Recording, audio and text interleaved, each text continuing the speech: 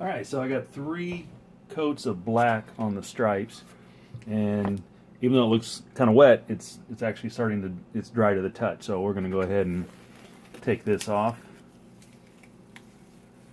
And I think with the black stripes, it really is starting to look completed.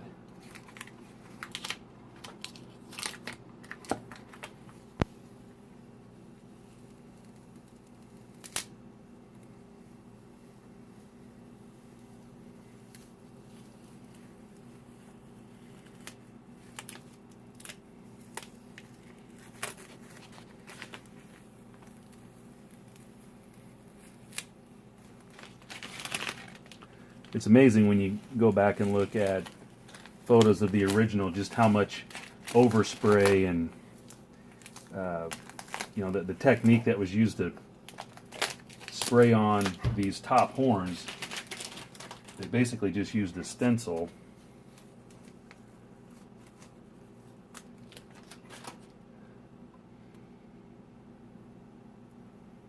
And so none of the lines are really quite perfect.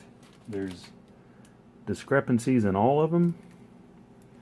You know, just like there's bleed under here with the tape, because they did the exact same thing. After you start taping up multiple layers of stripes, you start getting, you know, the mounding and everything around the edges of the lines, and the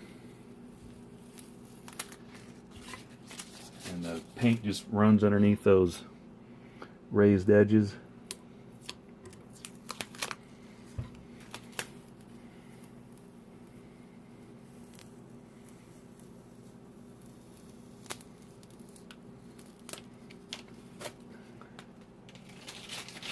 So to me, this is a very exciting process.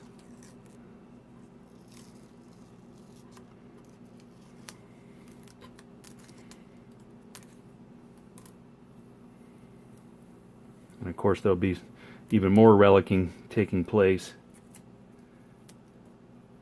once I get this off. There are spots where I used a product called Micro Mask, and it's basically like a brush-on tape. So as soon as I get to that point, basically you brush it on, and then everywhere it's at, then the paint will not stick. So some of the obvious signs of relicking,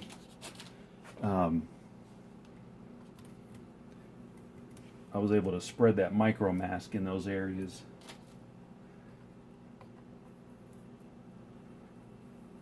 So it'll help speed up the relic process.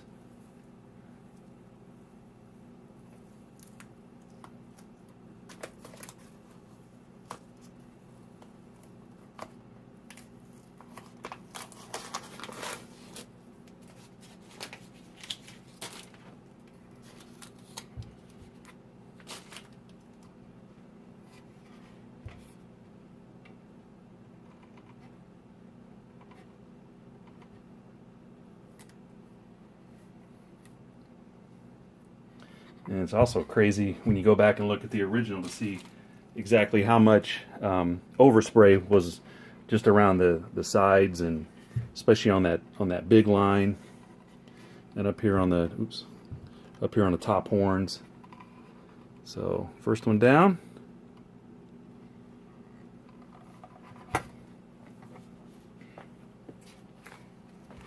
Actually, move this out of the way. Pull this one into place.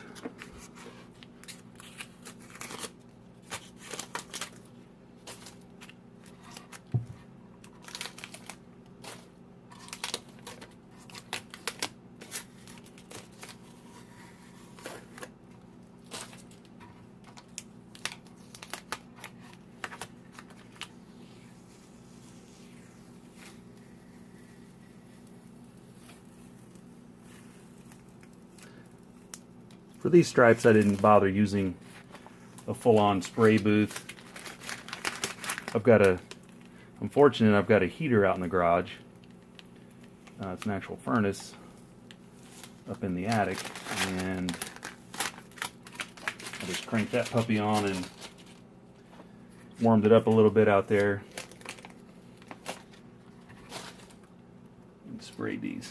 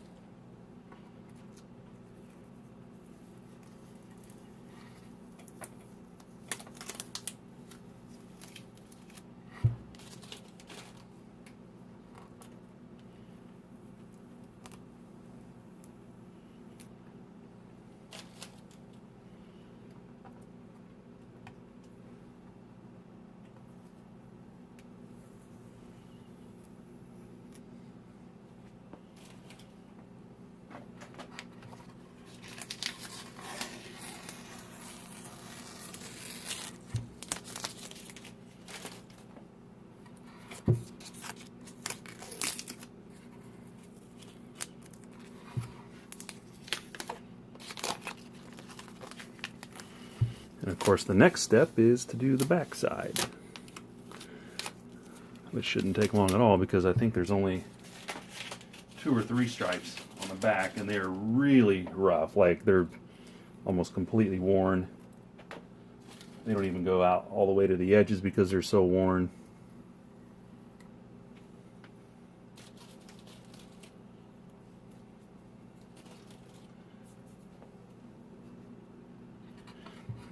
Last 2 pieces of tape.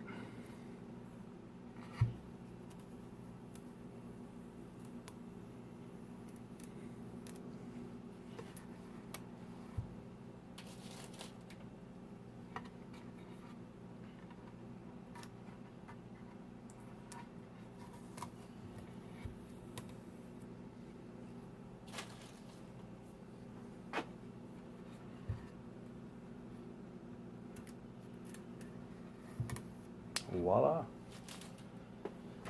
There you have it.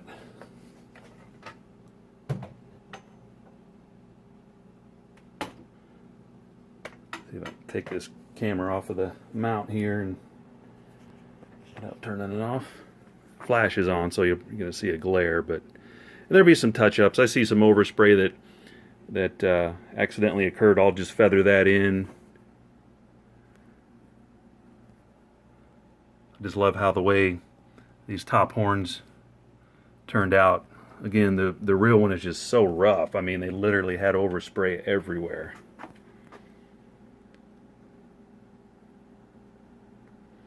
So there we have it. Front's done with the paint. Time to remove the back stripe tape.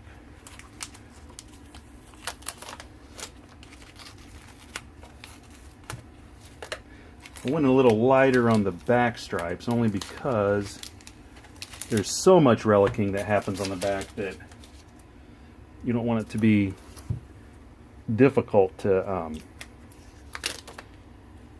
relic it and penetrate down.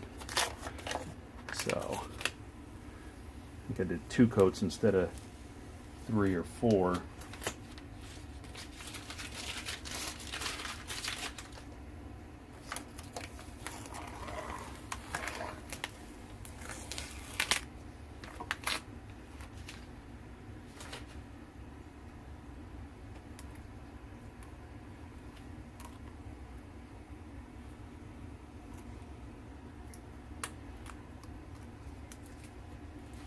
And then all these edges here, they'll get feathered out with some different sanding, sanding and scraping techniques there.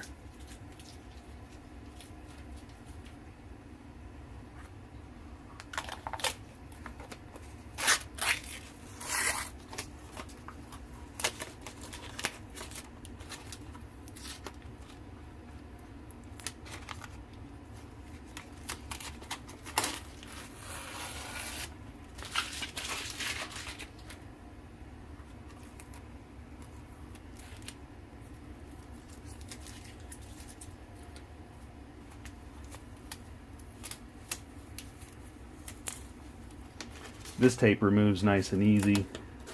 It's basically just like a house paint kind of a tape, you know.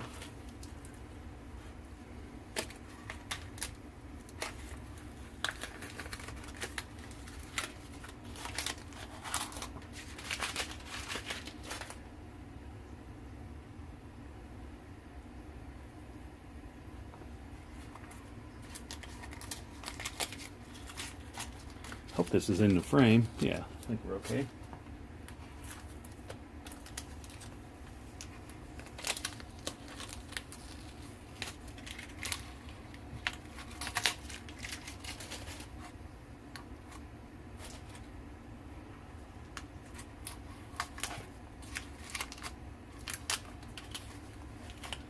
You know, it's interesting because what I experienced when I was building the Frankenstrats a couple of years ago, I noticed the same thing too, is that the more you work on this, you know, the more you kind of get connected to it. And it's just really enjoyable, you know, to see something like this come to life, and it kind of puts you in that, you know, frame of mind, like what were they thinking when they built it, what they think about it when it was done. I guess you could say kind of channeling the mojo, right? So there we have it, the back all set with the front. We are almost ready to start relicking. That's going to be the next step. Oh, I was going to show you this this micro mask product here that I pointed out earlier. So I laid a little bit right along here, and just enough to kind of start a couple of those prominent relicking marks, and that paint literally just peels right off wherever that stuff is brushed on. So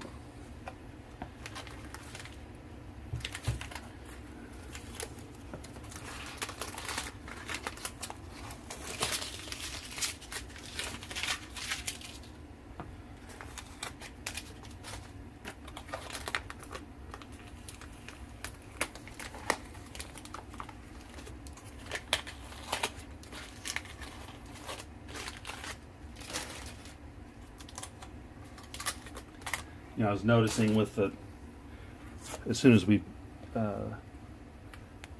unveiled the front stripes, all of a sudden the color scheme really started to come together in my mind. Like just seeing the black contrast up against that kind of softer Wimbledon white.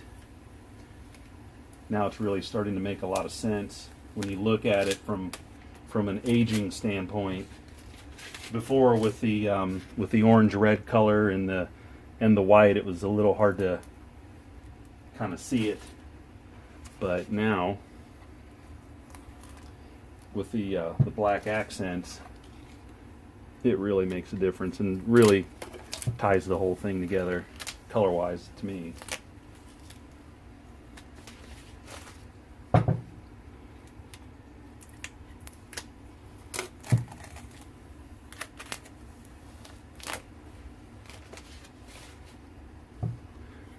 And I'll probably hold off on starting any relicking for a couple of days at least on the wet paint. I'm going to say wet, it's not technically wet, it has set up, but to let it, these even though this is a lacquer and they tend to dry on the surface pretty quick, technically it's probably going to continue to cure underneath the surface for quite a few days. So I'll probably give it a few days before I really start to work on the relic aspect. At least anything that involves these heavy black lines. Other areas have been drying now for about 2 weeks. I think that's when I started the white. It was 2 weeks, and I believe last weekend was the red. So about 2 weeks in total. Just working a few evenings here and there and several hours on Saturday. I think I spend just as much time looking at photos of the original and doing online research as you actually do working on this thing, which is kind of crazy. Of course, there's so many sources of information out there. You know, you can go to so many places to look at photos and to look at articles written about the guitar. So there we have it, front and back. We dismount the camera here.